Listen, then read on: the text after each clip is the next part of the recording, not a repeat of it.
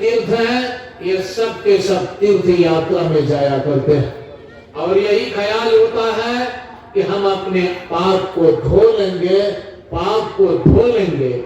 लेकिन देखिए ज्ञानियों ने कहा बाहरी दुनिया में जाकर तुम अपने पाप को कभी नहीं धो सकोगे, तुम अपने पाप को बढ़ा सकते हो, धो नहीं सकते हो। इसलिए उन लोगों ने कहा नो जना प्लुत देहस्य स्नान नित्य विधीयते स्नातो यह नमस्नाता शुचि ही शुद्ध मनोमलः नो शरीर मल त्यागान नरो भवति निर्मलः मान से तू मले त्यक्ते भवत्यंतः स्वनिर्मलः। सकंद पुराण में ऋषि कहते हैं इस शरीर को धो लेने से किसी के पाप खत्म नहीं होते हैं। ये असली स्नान नहीं है। असली स्नान तब होगा जब हमारे मन धोए चले जाए, हमारे मन के पाप खत्म हो जाए, उसी को कहा जाता है असली स्नान। तीर्थ में जाकर के फिर ऋषि कहते तीर्थ में जाकर वहां के जल से इस शरीर की गंदगी धो लेने से स्नान नहीं होता है। अरे जब मानस तीर्थ में स्नान करोगे, मन को जहां धोया जाता है उस तीर्थ में स्नान करोगे, तब तुम परम गति को प्राप्त करोगे और तुम्हारे सारे पाप खत्म होंगे। ऋषि फिर कहते हैं चित्त मंतर गतम, क्या है पापम तीर्थ स्नानान शुद्धते सतसो अपि जलय भौतम सूरा भांड निवासोचे दान निज्जा तपः शौचम तीर्थ सेवा व्रतम तथा सर्वान्येतान्य अतीर्थानि यदि भावो न निर्मलः। कहते हैं दान करो, तीर्थ सेवा करो, यज्ञ करो और जितने कर्म करना है संसार में ये सारे कर्म कर लो। तुम्हारा जो पापी मन है, ये पापी मन, दुष्ट मन, ये शुद्ध नहीं होगा, नहीं होगा।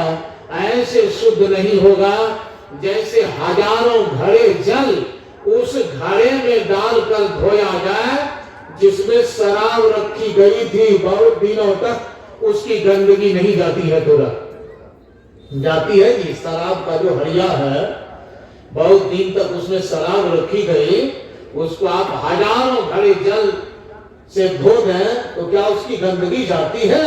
तुरंत नहीं जाती है। वैसे कहते हैं हमारा जो पापी मन है ये धरती के तीर्थों में घूम जाए, यज्ञ कर ले और बहुत सारे कर्म कर ले, तीर्थ यात्रा कर ले, इसका पाप कभी खत्म हो नहीं सकता है, नहीं हो सकता है खत्म। फिर कहते यो लुब्धः पीशुनः कुरुरो दाम्भिको विषयात्मकः सर्वतीर्थेष्वपि स्नातः पाप मलिन सः। जो कहते हैं हमारा मन पापी है, लोभी है, निर्दयी है, हिंसक है और भी तरह से पाप में डूबा है, ये धरती के सारे तीर्थों में भी स्नान कर लेते हैं तो ये मन हमारा शुद्ध होने वाला नहीं है। ये हमारा मन कभी शुद्ध हो नहीं सकता है। हमारा शुद्ध मन कब होगा? मानस तीर्थ में स्नान करने से। और वह मानस तीर्थ कौन है जी? अभी आप लोग को सुन रहे थे सुषुम्नाय परम तीर्थम। आप कुछ कीजिएगा नहीं, संचालक साहब है ना, हमको मालूम है, खट खुट नहीं करना आप। तो वे क्या करें? ऋषि सुषुम्नाय परम तीर्थम। ये सुषुम्ना जो है ये अपने अंदर दोनों आंख के बीच में जगह है, इसी को सुषुम्ना कहा जाता है। ये दोनों के आंख के बीच में जगह, कहता इस तीर्थ में जो प्रवेश कर गया उनके सारे पाप खत्म हो गए। इस सुषुम्ना का नाम क्या है? इस सुषुम्ना का ही नाम मुसलमान कहते हैं चश्मे दिल। दिल की आंख, चश्मे गायब, छिपी आंख, चश्मे मोहब्बत, मतलब प्रेम किया। स्वामी राम तीर्थ ने इसको कहा चश्मे हक भी, परमात्मा खुदा को देखने वाली आंख। ये बहुत सारे नाम मुसलमान फकीरों ने दिए हैं। और इसी को तीसरी आंख, शिव नेत्र, राम नेत्र, कृष्ण नेत्र, हरिद्वार आदि बहुत सारे नामों से पुकारा जाता है। हमारे अंदर जो ये दोनों आंख के बीच में जगह है, यही है मानस तीर्थ, असली तीर्थ है। इस तीर्थ में जो स्नान कर लेता है उनके सारे पाप खत्म होते हैं। इस संसार में जितने तीर्थ हैं आप स्नान करते रहिए, आपके पाप कभी खत्म नहीं होंगे, बल्कि पाप और बढ़ेंगे। खत्म होने की बात तो छोड़ ही दीजिए, पाप खत्म हो नहीं सकते। तो ये बाहरी दुनिया में आप जितने उपाय करते हैं ये उपाय कारगर नहीं है। हमको अपने तीर्थ में जाना पड़ेगा। आज तक तो आप बाहरी तीर्थ में, दूसरे तीर्थ में जाते हैं और उन तीर्थों में जाकर किसी का मन शुद्ध हुआ है। हम गंगा किनारे पर रहते हैं, बहुत आदमी गंगा किनारे पर बहुत आदमी को उस गंगा में स्नान करने से मन नहीं भरता है, तो सोचता है रावण के पेशाब से जो गंगा बनी थी उस गंगा में जरा स्नान कर ले। वो देवघर में है ना, ये वो कौन गंगा है? शिव गंगा। तो उस गंगा में जाते हैं स्नान करने के, कि वहां जाकर अपने पाप को धोएंगे। लेकिन कोई गंगा नहीं है बाहरी दुनिया में, ध्यान रखिएगा। कोई तीर्थ नहीं है जहां शुद्ध होंगे। और जाइए आप तीर्थों में, मैं जब गया तीर्थों में वहां के आदमी सबको देखा, ज्ञानी को देखा। पंडित का मतलब ज्ञानी होता है। तो उन पंडितों को ही धूर्त पाया, गद्दार पाया, लुटेरा पाया, झूठ बोलने वाला पाया और एक से एक गलत काम करने वाला पाया। आश्चर्य मुझे हुआ, इन तीर्थों में तो शुद्ध हो जाना चाहिए। अच्छा, पंडित जी की बात क्या कहें, हम भी जब गए तो हम भी झगड़ा करने लगे तीर्थ। हमको भी क्रोध हो गया, हमको भी लोभ हो गया। दूसरे आदमियों को देखा कि बहुत माल लेकर आया, मन सोचा लाइए लूटिएगा। अब मेरा भी मन गड़बड़ हो गया तीर्थ में जाकर। बताइए, ये बाहरी तीर्थ में आदमी यदि शुद्ध हो जाए तो फिर ये थाना, police station, DM, SP, collector, सेना, इन लोगों की कोई आवश्यकता होगी? बताइए आप, कोई आवश्यकता होगी? गंगा में स्नान करेंगे, एकदम प्यूरिफाइड, फिल्टर्ड वाटर हो जाए, पूरी तरह से शुद्ध हो जाए। किसी भी तीर्थ में जाएंगे मगन हो जाएगा, सारे पाप खत्म हो जाएंगे। अब डीएम, एसपी, कलेक्टर किसी की जरूरत होगी? पुलिस किसी की जरूरत नहीं होगी। सब अपने घर में रहो, बम बम करो, सब आदमी अपने शुद्ध हो जाएंगे, अपने निर्लोभी हो जाएंगे, अपने अच्छे हो जाएंगे। लेकिन ऐसा होता नहीं है। होता है जी? बोलिए, ऐसा होता है? खबरदार झूठ नहीं बोलिएगा। ऐसा होता है? एकदम नहीं होता है। हम खुद नहीं हो पाए तो दूसरे की बात हो गया करें। हम भी नहीं सुधर पाए, बहुत सारे तीर्थ घूमे, लोभ नहीं खत्म हुआ, क्रोध नहीं खत्म हुआ, मोह नहीं खत्म हुआ। लेकिन जब इस सत्संग तीर्थ में आए, ध्यान करने लगे, तब थोड़ा थोड़ा पाप का, लोभ, क्रोध, अहंकार का पारा डाउन होते चला गया। श्री सद्गुरु महाराज, इसका आतंक खत्म होते गया। और जिन लोगों ने पूरे इस मानस तीर्थ में दिल दिमाग लगाया, जिन्होंने पूरा ध्यान किया, उन लोगों ने क्या कहा?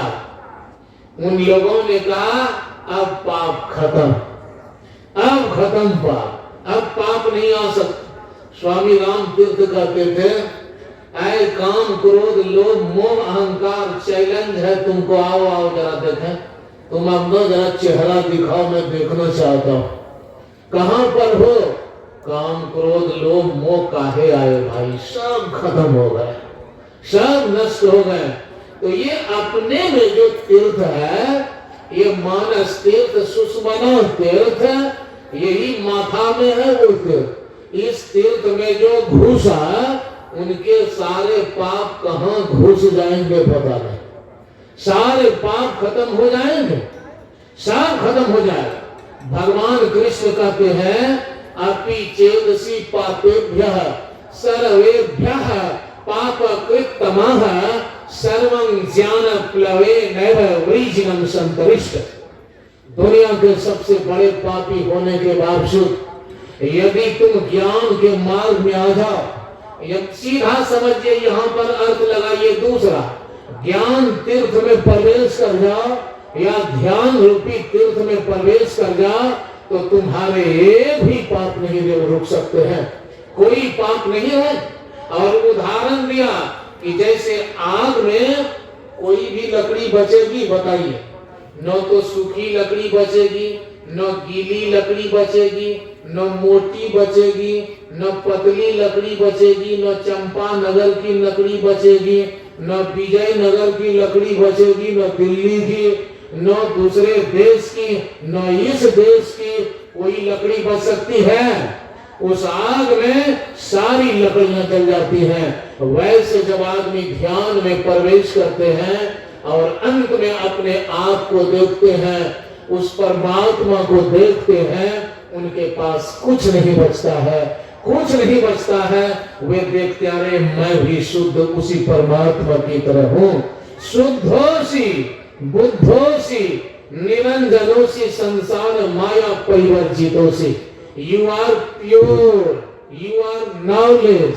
आप ज्ञान है, आप शुद्ध हैं, कोई गंदगी नहीं है, सारी गंदगी खत्म। आपका जो चेहरा है बिल्कुल शुद्ध है, एकदम शुद्ध चेहरा है। लेकिन ये बात कैसे होगी? जब हम आप ध्यान करेंगे। अब बिना ध्यान किए जो धरती के सारे तीर्थों में घूम रहे हैं, सोचते हैं एकदम आसानी से अपने पाप को खत्म कर देंगे, तो इस भ्रम को तोड़ दीजिए। पहले उन तीर्थों में जाकर के देखिए कि वहां के जो निवासी सब हैं वे सब शुद्ध हो पाए हैं या नहीं हो पाए हैं शुद्ध, तब मालूम होगा। इसलिए आपको कहाँ जाना है? अपने आप में जाना। सुनाए तकीन जाइयो जिनहार देखना, अपने में आप जल गए दिलदार देखना। 14 तबक का हाल आया, हाजिर हो तुझे जरूर, गाफिल न हो ख्याल से होशियार देखना। नकली मंदिर मस्जिदों में जाए सद अफसोस है, कुदरती मस्जिद का साकिन दुख मिटाने के लिए। दो चार बातें मुसलमान फकीरों की बोल दो, 2-4 मिनट हम क्रॉस करेंगे जो समय दिया गया है। तो एक शम्स मगरबी साहब मुसलमान फकीर, वे कहते यार दर तू चिराई बेखबर, यार दर तू चिराई गर्दी दर बदर। अरे प्यारे, तुमने परमात्मा खुदा बैठा हुआ है, तुम इधर उधर क्यों भटक रहे हो? इधर उधर जाने की तुमको आवश्यकता क्या है? तुमको कहीं भी नहीं जाना चाहिए। एक जलालुद्दीन रूमी हुए, उन्होंने कहा मस्जिद कोरा जो आबो दिल बुवद, मस्जिद साहब दिलाना दिल बुवद। वे कहते हैं जलालुद्दीन रूमी कि जो दिल वालों, मतलब समझिए होशियार ज्ञानियों की जो मस्जिद है वो मस्जिद हमारा दिल ही है, और जो अंधाओं की मस्जिद है ये जलालुद्दीन रूमी बोल रहे हैं। और जलालुद्दीन रूमी समझिए उनकी किताब जो मसनवी है उसको दूसरा कुरान बोला जाता है। तो वे जलालुद्दीन रूमी कहते हैं आंख वालों की जो मस्जिद है ये दिल ही है, और जिनके आंखें नहीं है उनकी मस्जिद बाहरी दुनिया में है। वही के पत्थर की जो मस्जिद है वो मस्जिद असली नहीं, वो मंदिर मस्जिद नकली है। वैसे ही ये बाहरी मंदिर मस्जिद ये सब के सब नकली, असली मंदिर और मस्जिद हम आपका दिल है, असली तीर्थ यही है। इसलिए सबको अपने आप में जाना चाहिए। तो बाहर की मस्जिद और मंदिर को गिराने के लिए हम नहीं बोल रहे हैं, ये नहीं कहते गिरा दिया जाए, उसको भी रखिए, संजोग करके सुरक्षित रखिए, और उनका जो उपयोग है वो उपयोग कर लीजिए, लेकिन ये मत जानिए कि उस मस्जिद में जाकर आपको ज्ञान हो जाएगा, उस मंदिर में गिरजा घर में जाकर के आपको ज्ञान होगा, परमात्मा के दर्शन होंगे और आपके पाप खत्म हो जाएंगे। ऐसा कभी नहीं हो सकता। जब भी पाप खत्म होंगे आपको अपने तीर्थ में जाना पड़ेगा। तो हम लोगों को चाहिए आत्मा का ज्ञान प्राप्त करना, और इसके लिए ध्यान करना पड़ेगा, सत्संग करना पड़ेगा, अपनी खोज करनी पड़ेगी। ये सब काम जो करेंगे उनके तो पाप खत्म, और ये काम नहीं करेंगे पाप बढ़ेंगे, और आप 84 लाख योनियों में धीरे धीरे खिसकते चले जाएंगे। तो इसलिए सावधान सुनो धर्म भाई, हम आपको इन सारी बातों को जानना है। यही हम लोगों के लिए अंतिम उपाय है, अंतिम बात है। हम लोग ज्ञान ध्यान की बातें जाने, समझे, बुझें और करके अपने जीवन को सफल बनाएं। यही मैंने आप लोगों की सेवा में कहा। सबके सब एक बार जय जयकार पुनः करें। बोलिए श्री सद्गुरु महाराज की जय।